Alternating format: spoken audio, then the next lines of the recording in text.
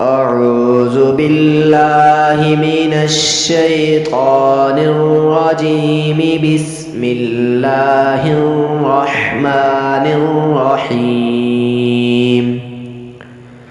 يا أيها الذين آمنوا كتب عليكم الصيام كما كتب على الذين من قبلكم لعلكم تتقون.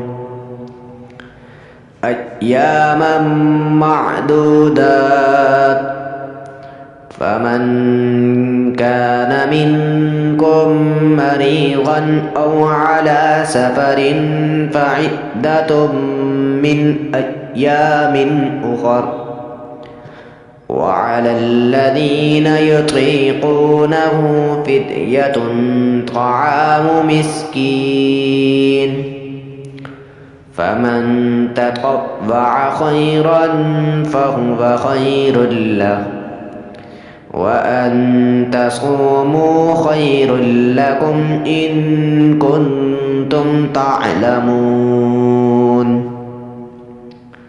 شهر رمضان الذي أنزل فيه القرآن هدى للناس وبينات من الهدى والفرقان، فمن شهد منكم الشهر فليصمه، ومن كان مريضا أو على سفر فعدة من أيام أخر، يريد الله بكم اليسر ولا يريد بكم العسر ولتكملوا العدة ولتكبروا الله على ما هداكم ولعلكم تشكرون.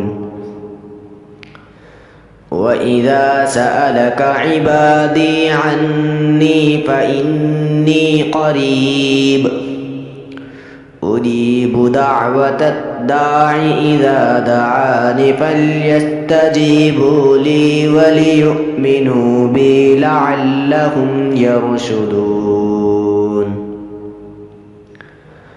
أحل لكم ليلة الصيام الرفث إلى نسائكم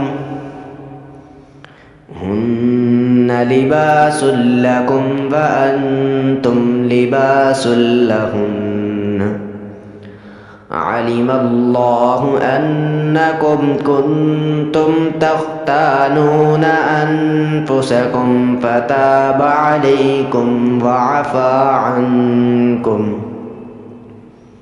فالآن باشروهن وابتغوا ما كتب الله لكم وكلوا واشربوا حتى يتبين لكم الخيط الأبيض من الخيط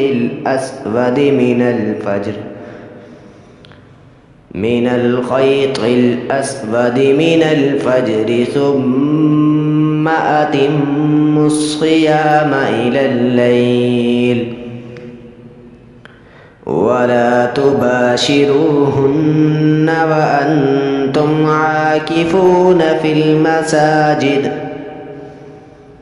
تلك حدود الله فلا تقربوها، كذلك يبين الله آياته للناس لعلهم يتقون. ولا تأكلوا أموالكم بينكم بالباطل وتدلوا بها إلى الحكام لتأكلوا فريقا من أموال